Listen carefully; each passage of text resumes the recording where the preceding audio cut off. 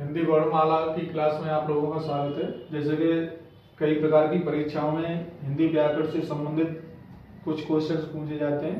इनमें अधिकतर वर्णमाला से संबंधित होते हैं, स्वर व्यंजन से संबंधित होते हैं। उसी के बारे में आपको आज जानकारी दी जाएगी।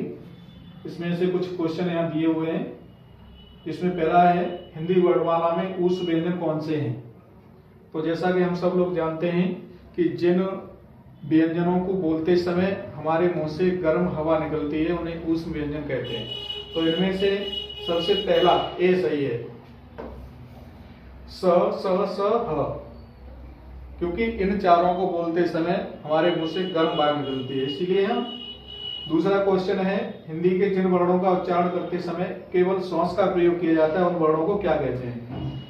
तो इसमें हम देखेंगे कि इसमें भी ए सही है, उन्हें हम अघोष वर्ड कहते हैं, अघोष। तीसरा हमारा क्वेश्चन है, य र ल व व्यंजनों को क्या कहते हैं। य र ल व व्यंजनों को क्या कहते हैं। तो व्यंजनों की जो श्रेणी है उसमें हम जानते हैं कि इन व्यंजनों को हम अंतस्थ व्यंजन कहते हैं। अब अंतस्थ व्यंजन का मतलब बी ऑप्शन सही है, ये अंतस्थ व्यंजन कहलाते हैं। अगला क्वेश्चन है, निम्नलिखित में ओष्ठ ध्वनि कौन से वर्ड में आती है, यानी कौन से वर्ड में बोलते समय ओठों से ध्वनि निकलती है। तो हमें जानते हैं जो वर्ड ओठों से बोले जाते हैं वो ओष्ठ व्यंजन कहलाते हैं। जैसा कि इसमें ओठ से बोलने वाला फ है, तो हमारा डी ऑप्शन सही है। अगला है, वोवल को हिंदी में क्या कहते हैं। वोवल को हिंदी में क्या कहते हैं। तो हम सभी जानते हैं कि वोवल को हिंदी में स्वर कहते हैं, इसलिए हमारा ये सी ऑप्शन सही है। अगला क्वेश्चन है, जिन शब्दों के अंत में अ आता है उन्हें हम क्या कहते हैं। जिन शब्दों के अंत में अ वर्ड आता है तो उन्हें हम कहते हैं अकरांत। तो हमारा डी ऑप्शन सही है, अकरांत। अगला क्वेश्चन है, कौन सा स्वर नहीं है। तो स्वर और व्यंजनों की हम सबको पहचान है, इन्हें हम पढ़ें और इसमें से देखें कौन सा स्वर नहीं है। तो आ भी स्वर है, ऊ भी स्वर है, ए भी स्वर है, कहने का मतलब ये सही है, बा स्वर नहीं है, ये व्यंजन है। अगला है, निम्न में कौन सा वर्ड घोष है।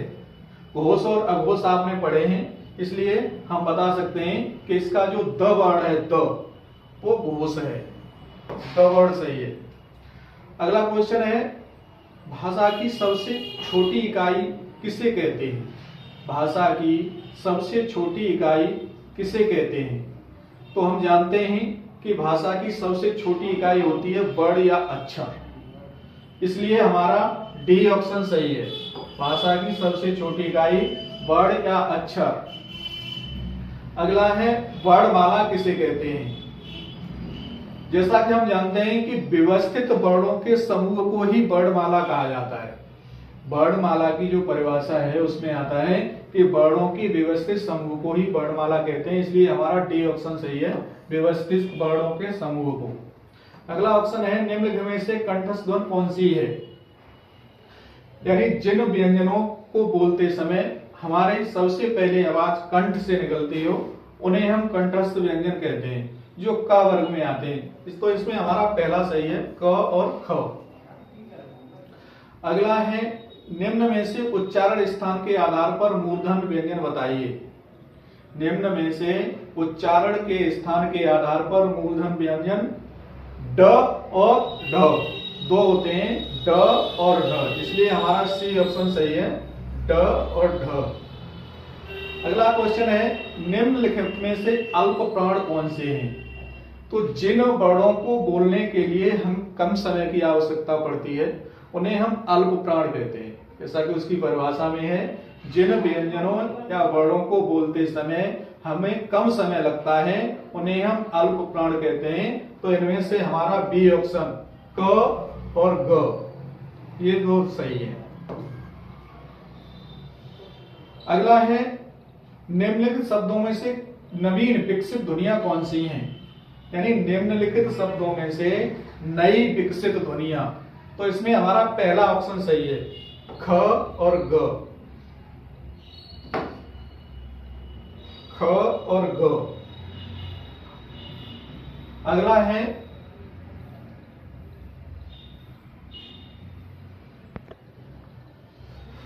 अगला क्वेश्चन आता है निम्नलिखित में से कौन सा घोष वर्ण है।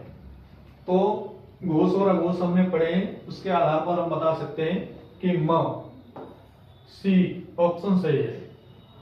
अगला क्वेश्चन है निम्नलिखित में से एक वर्ण व्यंजन नहीं है।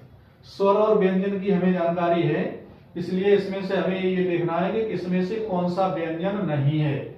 जैसे ख व्यंजन है, य व्यंजन है, र व्यंजन है, उ व्यंजन है, ये स्वर है, तो हम इसे कह सकते हैं कि हमारा ये ऑप्शन सही है, उ।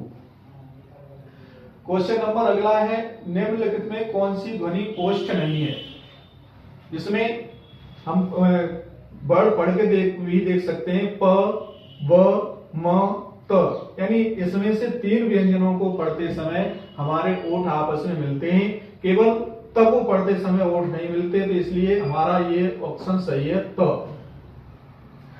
अगला है हिंदी भाषा में मूलतः वर्णों की संख्या कितनी है। जैसा कि हम सब लोग जानते हैं कि हमारी हिंदी वर्णमाला में मूलतः वर्णों की संख्या 52 यानी 52 है, तो हमारा सी ऑप्शन सही है।